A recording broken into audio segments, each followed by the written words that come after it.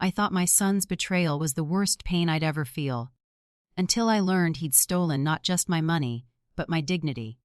When he dragged me to court, I vowed I'd make him see what a mother's revenge really looks like. Stay with me till the end. You won't believe how justice found its way back home. My name is Evelyn. I'm 61 years old, a retired architect, and for most of my life, I believed my family was my greatest masterpiece. My husband, Robert, built our fortune brick by brick, and I helped design every home, every building, every legacy we left behind. But when Robert died, everything I'd ever built began to crumble. The day of the funeral, my son Michael stood beside the mahogany casket like a stranger in an expensive suit. His wife Sophie held his arm tightly, whispering things into his ear while I greeted the guests. I caught the coldness in her eyes, the kind that hides behind a polite smile. After the ceremony, Michael asked to speak to me privately. "Mom," he began, "Dad's will leaves you the house, but the business, I think we should transfer management to me." His tone wasn't asking. It was declaring. I felt my chest tighten. "Your father wanted me to oversee it until you were ready." "You're not there yet, Michael." Sophie smiled faintly, resting a hand on his shoulder. "Evelyn, don't you think it's time to let the next generation take over?" That was the moment I realized I was outnumbered. In the months that followed, they slowly isolated me. Michael took over meetings I was supposed to attend, ignored my advice, and gradually turned employees against me. Even my closest assistant, Linda, began to distance herself. I told myself it was grief that made them cold. But grief doesn't forge signatures. One morning, I went to the company's main branch to find my office door locked. My nameplate was gone.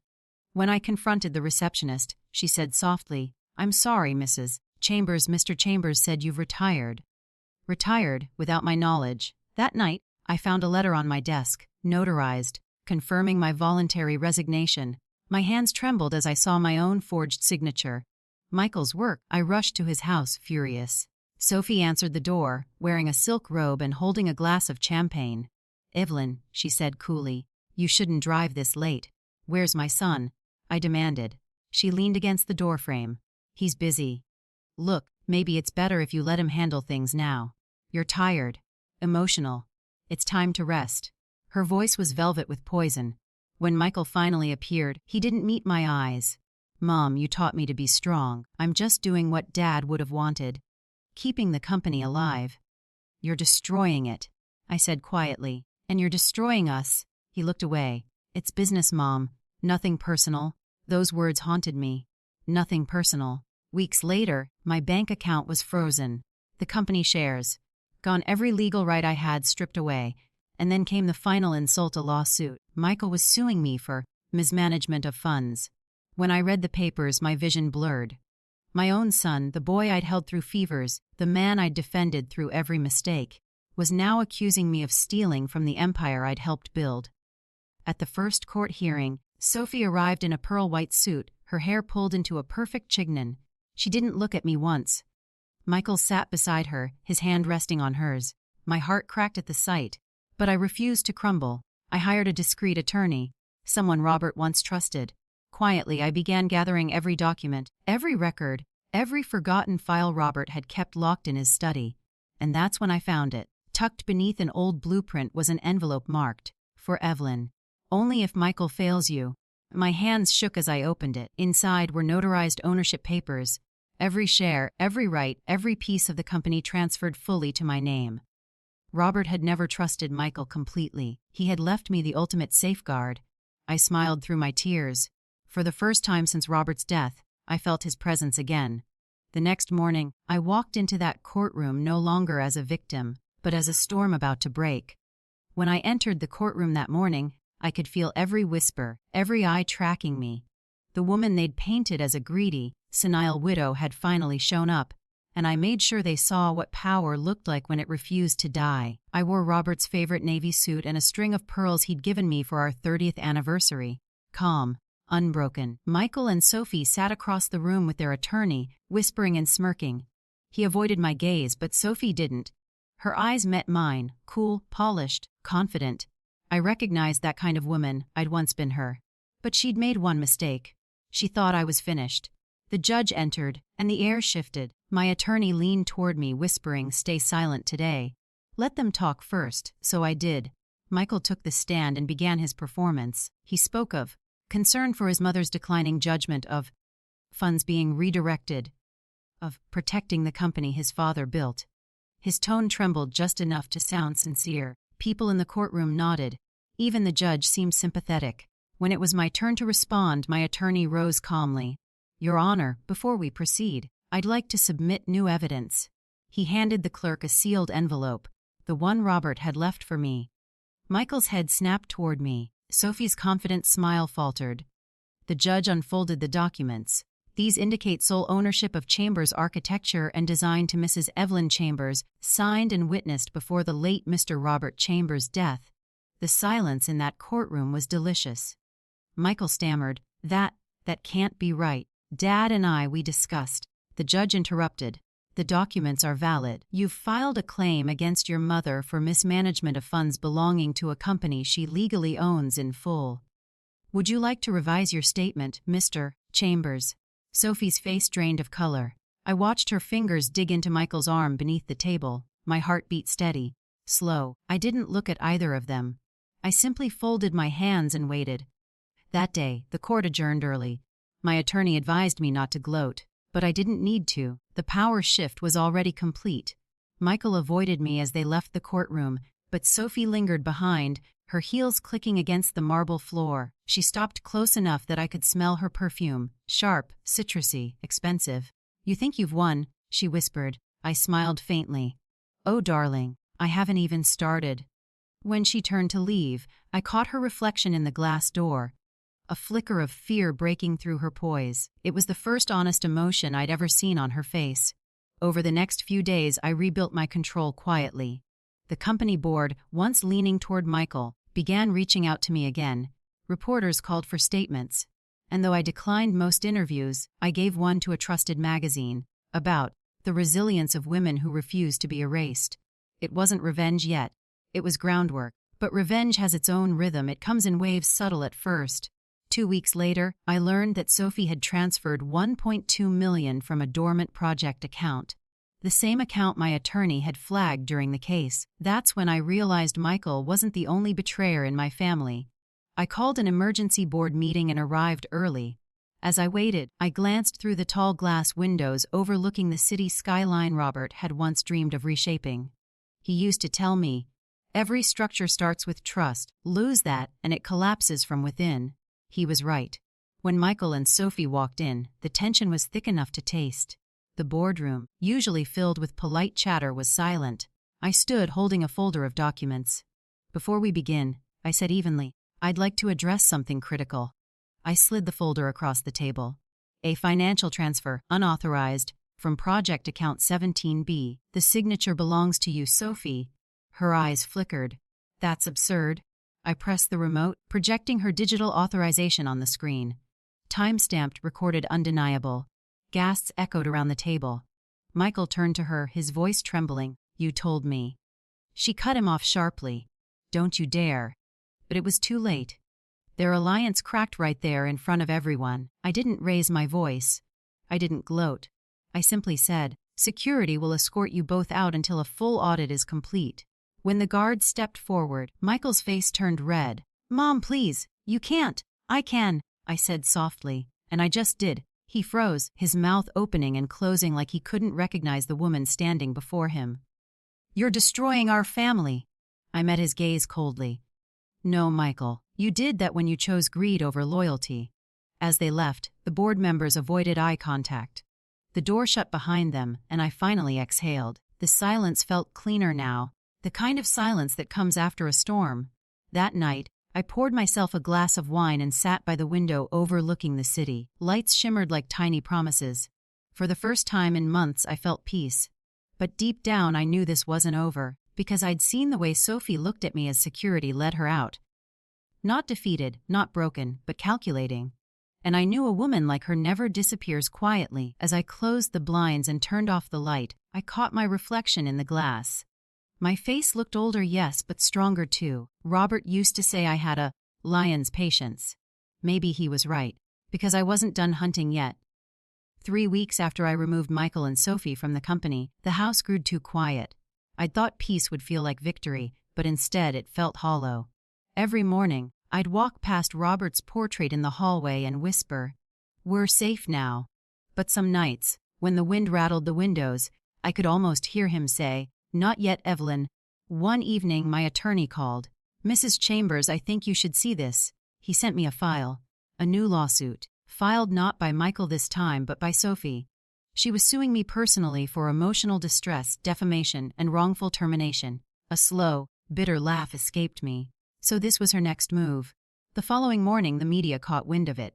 Headlines read, "Evelyn Chambers faces legal retaliation from former daughter-in-law." My phone buzzed with calls, reporters at the gate, microphones shoved at my driver's window. Michael stayed silent. That was the cruelest part. I kept waiting for him to reach out, to say, "Mom, I didn't know she'd do this." But days turned into weeks, and nothing came. I realized Sophie still had her hooks in him. Then one night, as I scrolled through news coverage, I saw a photograph that stopped my breath. Michael and Sophie attending a gala, smiling hand in hand. The caption read, "Power couple returns to the scene." Power couple. That's what they were calling them now. The same pair who tried to strip me of everything. I stared at that image until anger tasted like iron on my tongue. I called my attorney again. "I want to countersue," I said. He hesitated. "On what grounds?" "Embezzlement, defamation." "Pick one," I replied coldly. She's about to learn what it feels like to start a war with someone who's already lost everything. Over the next few weeks, I rebuilt my alliances quietly, the way Robert would have done. I called old partners, architects, and clients Sophie had alienated. I invited them to dinner. Candlelight, crystal glasses, old charm, and I reminded them who I was, the real face behind the empire. Word spread quickly. Invitations that used to go to Sophie began arriving in my inbox again. A few board members resigned quietly from Michael's shadow company, the one he'd tried to start behind my back. One evening as I sat in my study surrounded by files, Linda, my old assistant, knocked softly. "Mrs. Chambers, I think you should see this," she said, sliding an envelope across the desk. Inside was a USB drive. "What's this?" I asked. She hesitated. "Something I copied before I left the company. Sophie's been laundering small amounts through shell accounts under Michael's name. I couldn't prove it then, but I think it's enough now." My fingers tightened around the drive. "Why are you giving this to me?" "Because I saw what they did to you," she said quietly. "And I couldn't watch anymore." That night, I barely slept. I watched the files play out on my laptop. Transactions, fake invoices, coded messages. Sophie had been draining money through offshore accounts for over a year. And Michael. He'd signed every approval she'd slipped under his nose. By morning, I had everything I needed. But revenge wasn't about rage anymore. It was about precision. I waited 2 days before calling Sophie directly. When she answered, her voice was syrupy sweet. "Evelyn, how lovely to hear from you. I was beginning to think you'd gone into hiding." "I don't hide," I said softly. "But I do watch." She laughed lightly. "You sound nervous." "I'm not nervous, dear. I'm patient. And I think your patience is about to be tested." There was a pause on the line. I could hear her inhale sharply. "What are you talking about?" "You'll see soon enough," I replied and hung up. The following morning, my attorney filed a criminal complaint against both Sophie and Michael. Fraud, embezzlement, wire transfers. It was airtight. Within hours, their accounts were frozen, their reputations shattered. The press turned fast. Power couple faces fraud allegations. I watched the headlines roll across the television screen, sipping my coffee slowly, savoring every word. That evening, there was a knock on my door. When I opened it, Michael stood there. He looked older, exhausted, his eyes bloodshot. "Mom, please," he said, voice breaking. "You have to drop this. Sophie didn't mean." I cut him off. "Don't you dare defend her. She knew exactly what she was doing, and so did you." He ran a hand through his hair. "I didn't, I swear. She told me you were trying to take everything for yourself. And you believed her," I said flatly. He looked at me, desperate. "I was angry, Mom. After Dad died, I didn't know who to trust." "You could have trusted me," I whispered. Tears filled his eyes. "I'm sorry." The apology hit me like a ghost. "Too late, too faint to matter." I turned away. "Go home, Michael." "I don't have one," he said quietly. "They've seized everything." I froze. For a moment, my mother's heart wavered. Then I thought of the night he'd called me incompetent, the morning I'd found my office door locked, the courtroom where he'd looked at me like a stranger. And I hardened again. "You made your choices," I said, my voice low. "Now live with them." He flinched. I closed the door gently, not slamming it, because revenge isn't loud, it's final. When the latch clicked, I stood there for a long time, breathing in the silence. My heart ached, but it was a clean ache. The kind that tells you you've survived something meant to destroy you. Outside, rain began to fall, slow, steady, cleansing. As lightning flashed across the sky, I whispered to Robert's memory, "It's done. He knows what it feels like to lose everything he took for granted." But in the corner of my mind, a shadow lingered. Sophie wasn't the kind of woman to accept defeat. I'd burned her bridges. But women like her didn't walk away. They rebuilt, sharper than before. Weeks passed after Michael's desperate visit, but I couldn't shake the unease settling in my bones. Revenge should have felt like closure, yet the silence afterward was unsettling. Too still, too deliberate. I'd lived long enough to know when an enemy was planning their next move. Sophie had disappeared from the public eye after the fraud allegations broke. Her social accounts went dark. The press speculated she'd fled abroad, but I knew better. Sophie wasn't the type to vanish, she was the type to reappear stronger. I kept my routine tight. Morning walks through the garden Robert had planted, evening wine on the terrace overlooking the city. But every time my phone rang, I half expected her voice on the other end. Then one morning, Linda came rushing into my study, breathless. "Mrs. Chambers," she said, holding a folder, "you need to see this." Inside were glossy magazine clippings and an online press release. Sophie Hartman launches new architecture firm, Viridian Designs. My pulse quickened as I read. The company's listed co-founder Michael Chambers. So that was her move. She'd used his desperation, his guilt, and built a new empire on the ruins of mine. The press hailed it as a phoenix story.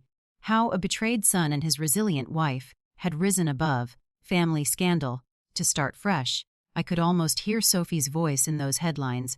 Linda watched me carefully. "What will you do?" I closed the folder slowly. What I should have done from the start. Remind them who taught them everything they know. That evening, I drove to my late husband's old office, the original Chambers headquarters, long closed but still under my ownership. Dust coated the furniture, but the walls still breathed his legacy. I turned on the lights and stared at the blueprint of our first design. The building that started it all. Robert had once told me, architecture isn't just about what you build. It's about what lasts when you're gone. I smiled faintly. "Let's build one more thing together, darling," I whispered. The next morning, I called a quiet meeting with my top former architects, the ones who had stayed loyal. Some were hesitant. The drama had tainted the Chambers name. But when I laid out my plan, their skepticism turned to awe. "We're launching something new," I said. "Something timeless, sustainable, and honest. We're taking back the skyline." I named it Aurora Designs, a symbol of rebirth. But unlike Sophie's flashy launch, I didn't announce it with champagne or cameras. I let my work speak. Within months, Aurora's designs began appearing on cover spreads. Modern, elegant, purposeful. The industry buzz at Evelyn Chambers is back. Then, as if on cue, Sophie tried to outdo me. She announced a massive project, a luxury skyscraper in downtown Chicago, supposedly her firm's magnum opus. But something about her proposal caught my attention. The location, the permits, the investors, all too familiar. I asked my legal advisor to investigate quietly. What he found confirmed my suspicion. She'd used stolen designs, mine, blueprints from projects I'd drafted years ago, buried in old archives. She'd modified them, claimed them as her own. For a moment, anger flooded me. Hot, sharp, consuming. But then I smiled. She'd just given me the perfect weapon. I waited until the night before her grand unveiling. The event was everywhere. Journalists, investors, influencers. Sophie was about to present her stolen dream to the world. That evening I dressed carefully. A charcoal silk gown, diamond earrings, hair swept up elegantly. Power has a look, and I made sure I wore it well. When I arrived at the venue, the guards hesitated. "Mom, this event is invitation only." I met the young man's eyes and smiled. "Sweetheart, the invitation was written years ago when I created those blueprints." He blinked, unsure, but stepped aside. Inside, the room glittered with money and arrogance. Sophie stood on stage in a white dress, every inch the triumphant designer. Michael sat in the front row, clapping as photographers flashed. She began her speech, confident, polished. Viridian Designs represents innovation and vision. And theft, I said, my voice cutting through the room like glass. Every head turned. I walked toward the stage, slow and steady, heels clicking in perfect rhythm. Sophie froze mid-sentence, color draining from her face. I reached the podium, handed the announcer a USB drive, and said, "Play this, please." The screen behind her flickered to life. My original designs, complete with dated drafts, signatures, and metadata proving ownership. Gasps rippled through the audience. "This," I said clearly, "is the true origin of the vision you're celebrating tonight." Sophie's mask cracked. "You can't prove." "Oh, I can," I said. "And the legal claim is already filed. You'll be hearing from my attorney tomorrow." Reporters swarmed instantly. Cameras flashed. Investors whispered. Michael stood slowly, his face ashen. "Mom," he murmured. I didn't even look at him. My eyes were on her. "You wanted to build your empire on lies, Sophie, but you forgot one thing. I'm the foundation you can't erase." I turned and walked out as the room descended into chaos behind me. By morning, every news outlet had the story. Viridian Designs accused of intellectual property theft. Sophie's reputation disintegrated overnight. Investors pulled out, her accounts were frozen, and within weeks, the company collapsed. Michael called once, twice, 3 times. I didn't answer. But one evening, I found an envelope on my doorstep. Inside was a handwritten note. "Mom, I lost everything again. She's gone. I don't expect forgiveness, but I understand now what I did to you. You were right. Greed builds nothing. Michael." I sat there for a long time, staring at his words. The anger inside me didn't flare this time. It just softened. Maybe revenge had taken enough. I placed the letter inside Robert's old journal and whispered, "You'd be proud of me, love. I protected what we built." But I also learned when to stop. That night, I went out to the garden. The moonlight spilled over the roses Robert had planted decades ago.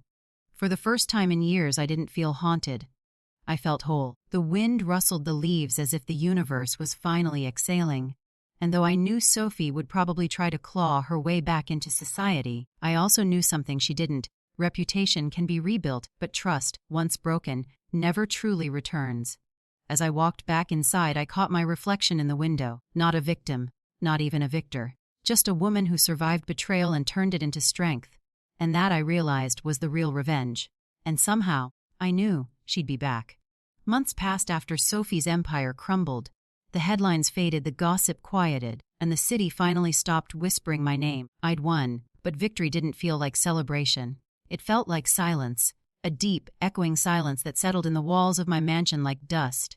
Every morning, I'd walk through the marble halls, hearing my own footsteps where laughter once lived.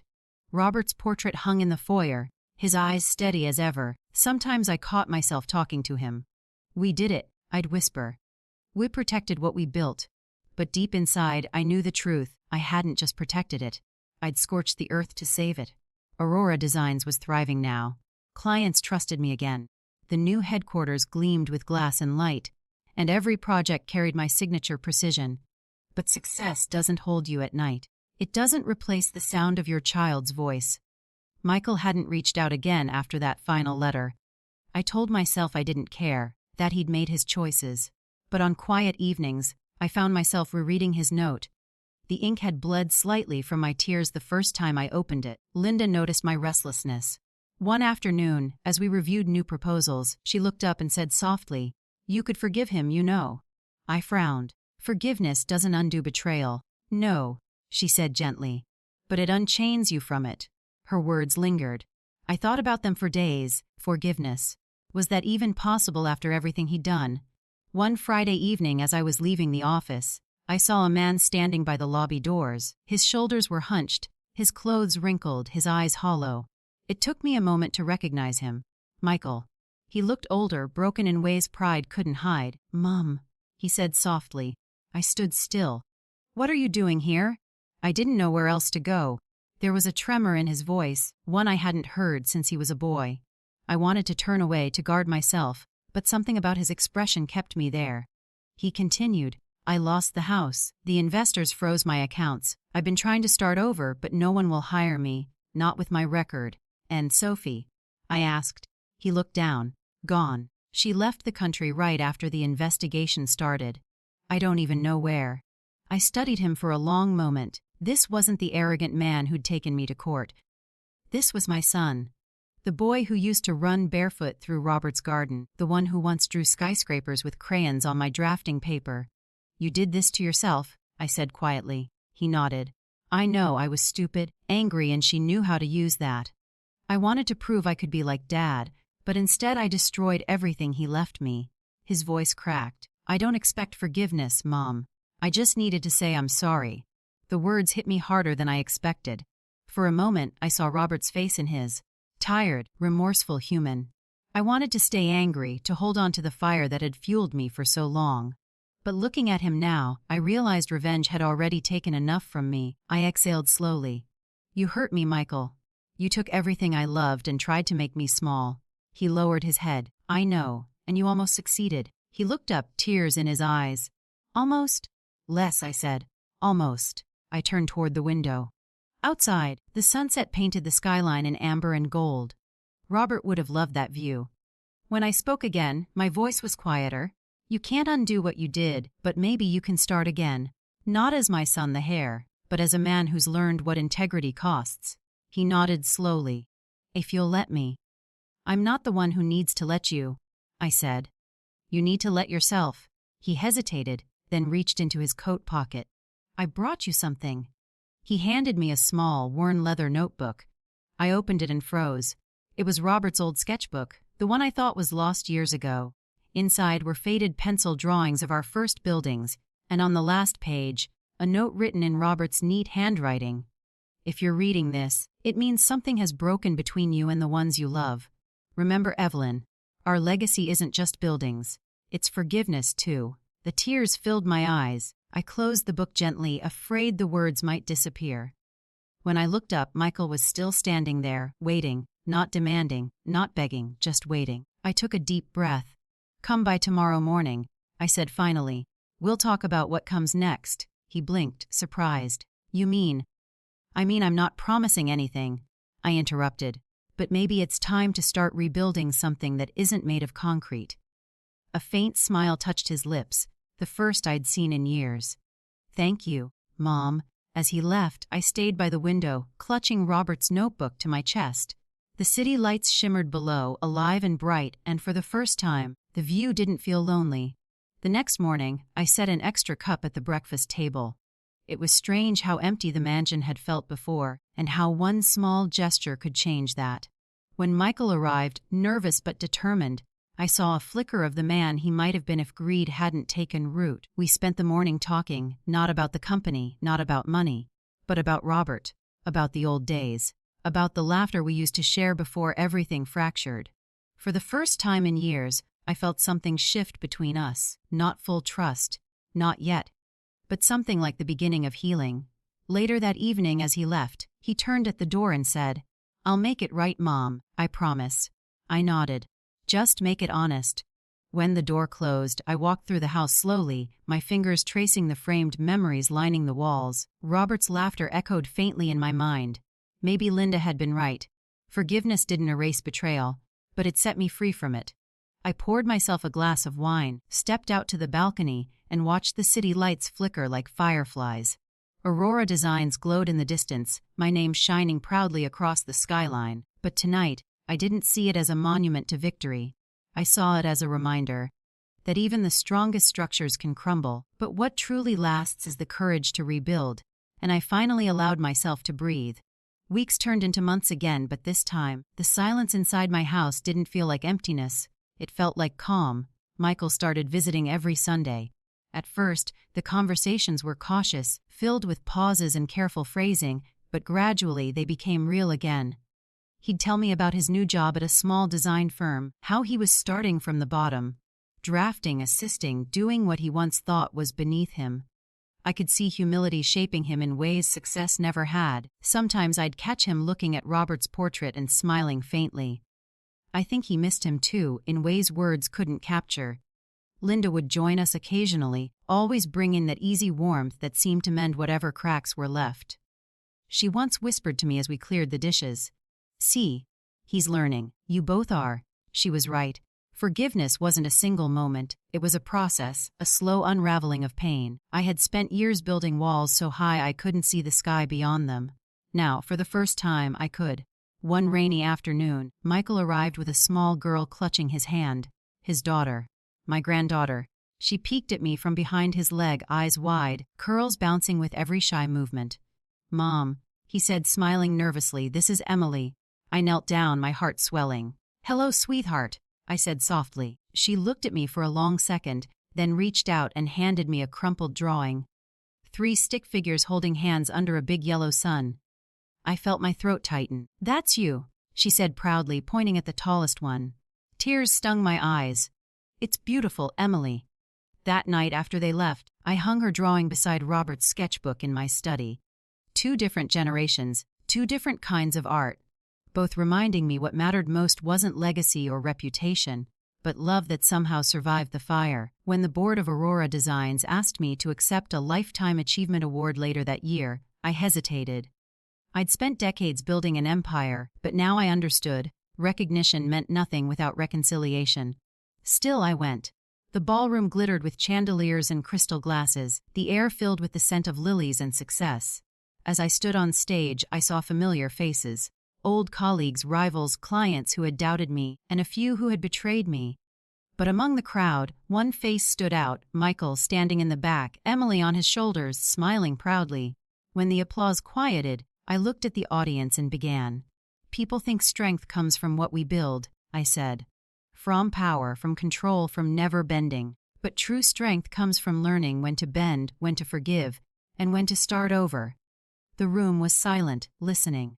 I spent years believing revenge was justice. I thought if I burned everything that hurt me, I'd finally find peace. But I learned something. When you live for revenge, you live inside the ruins. When you forgive, you walk out of them. I glanced toward Michael. His eyes glistened, and for the first time in decades, I saw the boy I'd raised, not the man who'd betrayed me. "I'm not here because I was fearless," I continued. "I'm here because I was broken, and I chose to rebuild. Brick by brick, day by day. If you ever lose everything, remember that you can still begin again. You can still make beauty out of ashes." Applause filled the hall, but what mattered wasn't their praise. It was the peace settling in my chest. After the ceremony, as we walked out into the night, rain began to fall, soft and cleansing. Michael handed me his jacket, and Emily laughed as raindrops sparkled in her hair. I held her hand, small and warm in mine, and realized something profound. The same rain that once blurred my tears now washed away the past. That night, when I got home, I lit a candle in Robert's study. The city stretched before me, glittering and alive. Aurora Designs' logo glowed proudly in the skyline, but I didn't look at it with pride anymore. I looked at it with peace. I opened his sketchbook one last time and traced the words he'd written years ago. "Our legacy isn't just buildings, it's forgiveness." I smiled through tears.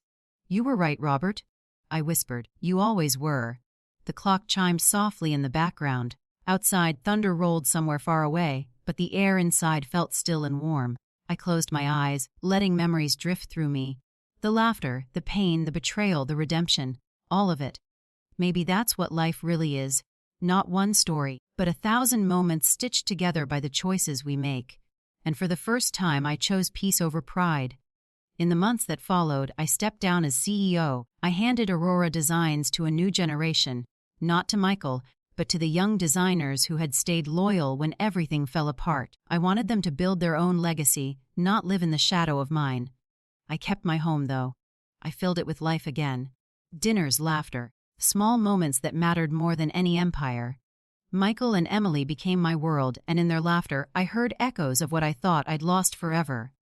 One evening, as we sat by the fireplace, Emily climbed into my lap and asked, "Grandma, are you happy now?" I smiled. "Yes, sweetheart, I think I finally am, even after everything," she asked innocently. "Especially after everything," I said. "Because that's how we know it was worth surviving." She grinned, resting her head on my shoulder, and I looked at the fire flickering before us. Its light danced across the room, warm and alive, not destructive, but healing, and I realized that maybe revenge had led me here for a reason, not to destroy, but to teach me how to rebuild from within. When I closed my eyes that night, I dreamt not of the courtroom or betrayal or loss. but of Robert's laughter, Michael's forgiveness, and Emily's little hands drawing suns that never set. The past no longer haunted me. It had become part of me. I was Evelyn Monroe, once broken, once betrayed, and now finally free. If you felt Evelyn's journey, her pain, and her redemption, don't forget to like, share, and subscribe. Every story on this channel reminds us that revenge might start with fire, but sometimes it ends in light. Stay with us for the next tale, where karma writes the final chapter.